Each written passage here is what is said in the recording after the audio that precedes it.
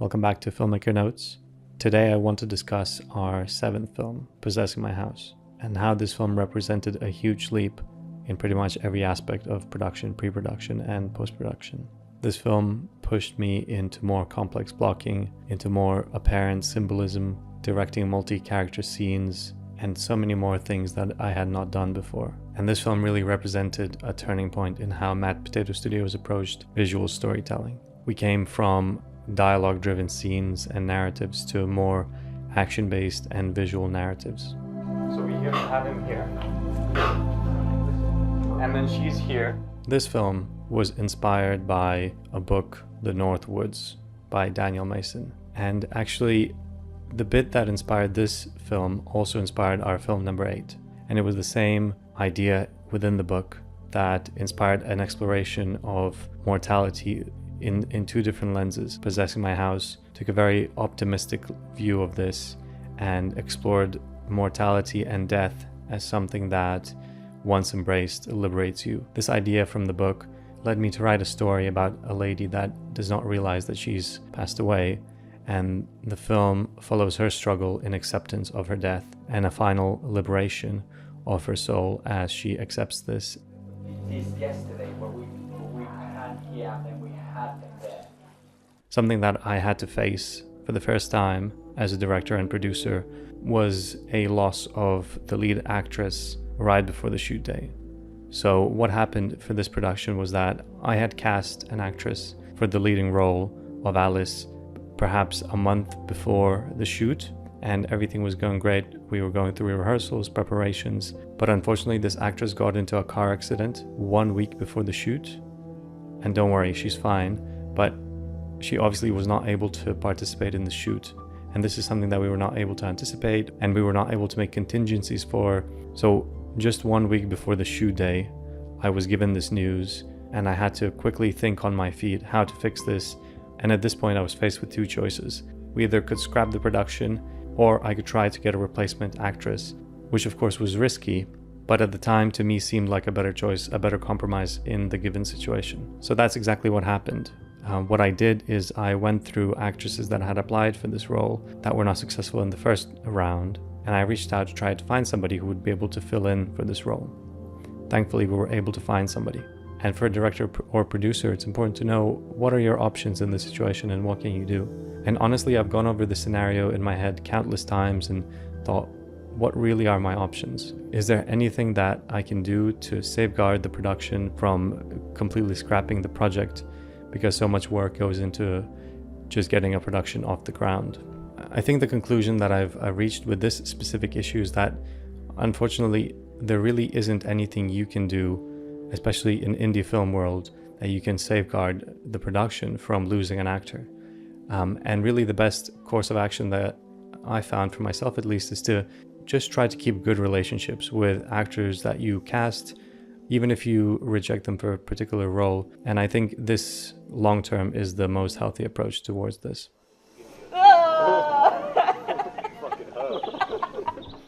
This was the first production where I decided to add a blocking day before the shoot day.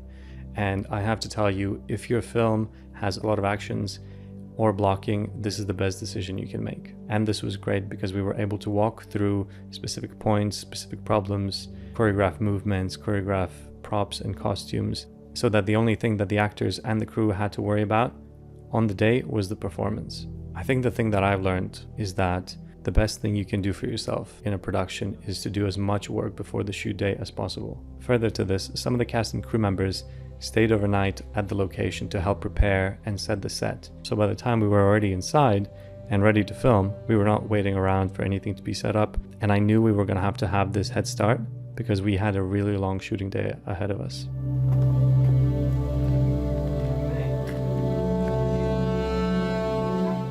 This was the first time that Mad Potato Studios worked with a set designer. With this set designer, I was able to go through specific choices of the paint on the wall that is ripping apart, the props visible in the set, and even things that are not visible on shot, but gave a certain feeling to the actors. So a good example of this is choosing a flower to be an orchid. Some of you might not know, but orchid is a symbol of death, and by choosing this flower, it elevated the story and the story structure. We took a very similar approach to a lot of the things that are in the set.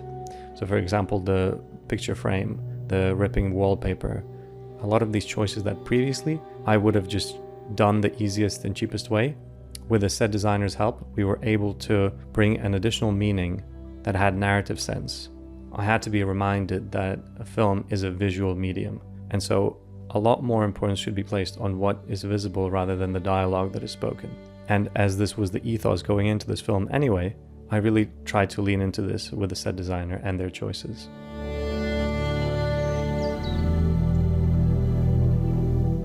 As a writer and director of this film, I really tried to keep the dialogue as minimal as possible and really tell as much of the story through the actions, through the interactions, and through movements and what was visible in the shots. I sort of gave myself this limitation of how much information was I allowed to disclose through the dialogue. I had to think really hard about the most important beats of the story and what specific actions and movements and blocking best express these.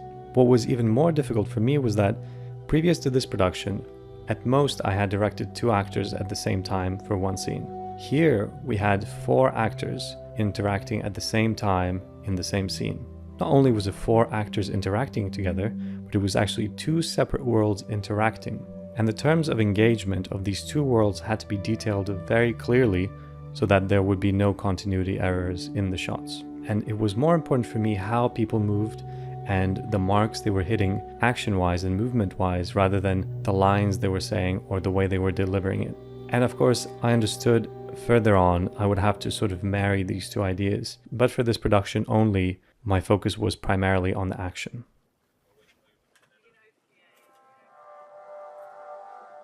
Now, discussing the more interesting thematic elements of the film, I want to talk about the construction of the 2 worlds and the terms of engagement, and how the choices that we made were meant to allow the audience to perceive these 2 worlds as separate entities before the character knows that she is in this other world. So the first way that we tried to experiment with this and to really differentiate between these 2 worlds is the choices of the color and the light. We chose the real world where Jerry and Rain are and they're interacting with the world, and the world of the dead where Alice and her father Rabin are, as 2 separate colors. So Jerry and Rain were both in a saturated world full of color, whereas the world that Alice and Rabin inhabited was almost monochromatic, washed out. And not only was it washed out, but narrative-wise, I chose to decrease the saturation of that world as the story progresses, as Alice comes closer and closer to the realization that she's actually dead. In this way, the color not only represents the world that she's in, but also her emotional inner state. Outside of the color choices, we also try to use light as a way to tell the story. As you can see from the film, a lot of the shots that Alice inhabits are not only washed out at the beginning, but they're also quite devoid of light. Only when her father comes in does he come in with a burst of new light. And this was supposed to be a sort of a metaphysical signal of who he is and what he represents. We also tried to explore symbolism not only through color and light choices, but also through set and costume. By the side, the photo frame that Rain picks up is a dusty father and daughter photo, to represent specifically that this is not exactly happening as we're seeing it as an audience, but rather what's happening to Jerry and Rain is now, but the way that Alice is experiencing it is almost as if she had passed on ages ago. Further to this, at the very start of the film, we see Alice reading a book. And of course, she's reading a book called How to Swim Safely. This of course shows the way that she died, which is also referenced by what she's wearing, a swimming cap and a swimming costume. All of these layers and all of these images put together allowed us to make the audience perceive and feel the story before anything happens. Cool. So we have time now. Like never before. It's just It's important to talk about sound design and music design. So the first thing to say is that the sound designer and I chose very specifically throughout the whole length of the film, in every shot that Alice appears in, to include a very low volume sound of waves. This was meant to be barely perceptible, but very emotionally guiding for the audience. In this way, we tried to explore further the cause of her death and how it feels to have that present throughout her appearance on the screen, and how that association, even if the audience is not able to put their finger on exactly why they feel this way, they're able to make this assumption subconsciously as they're watching the movie. Another choice that we very specifically chose was to add a low drone sound at the bed of the set design, again, quite low in all the shots that Alice is present in, up to the point where she accepts the invitation from her father to move on to the next life. And in this way, we tried to add a sort of a heaviness to the whole experience that she's experiencing. Her soul is almost weighed down to this world, and only when she accepts it, we see and we feel as an audience this release. And watching the film, this particular moment is very palpable, specifically because we had spent almost 6 minutes experiencing this heavy feeling. What was important for me to consider was the rules of engagement of these two worlds.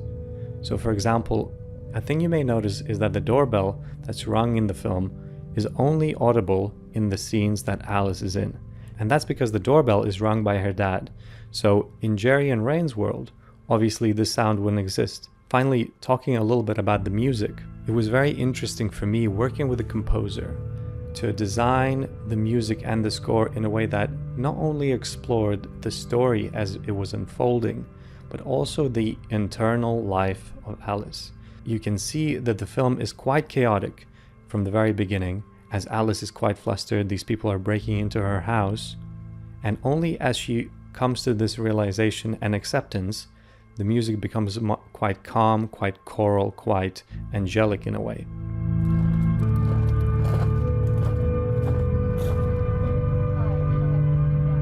Possibly the proudest moment for me, specifically as a director, came from a mistake that was made in pre-production and was brought to the production shooting day. So the initial plan of the shoot was that we were going to do it as a continuous take, but we were going to stitch the cuts in a way to make the audience almost feel like there were no cuts, and this was one continuous action.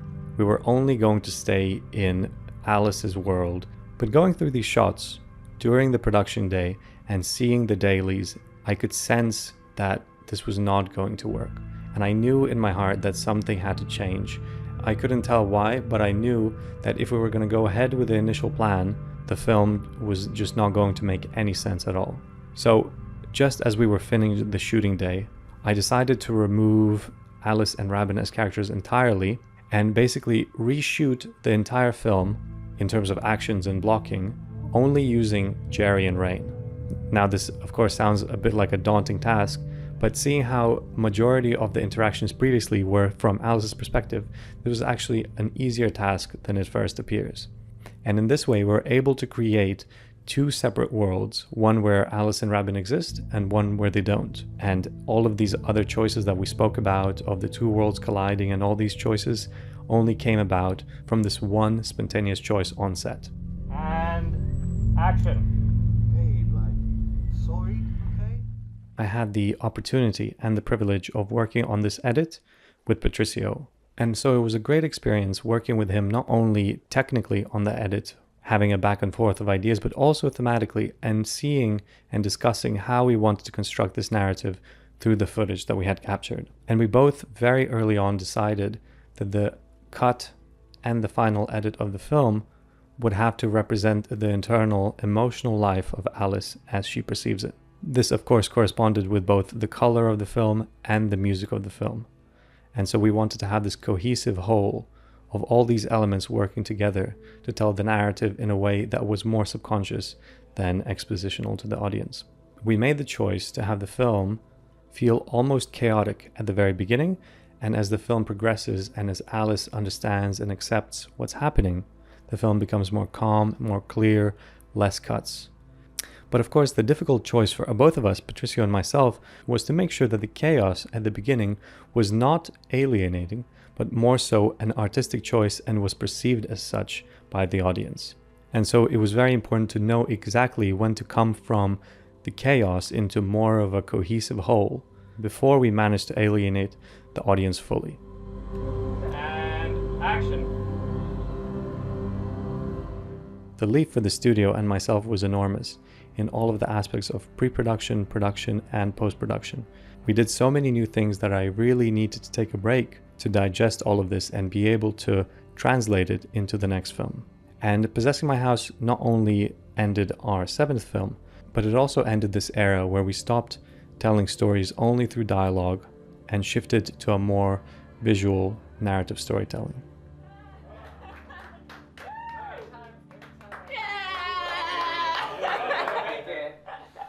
Every time we make it. Yeah.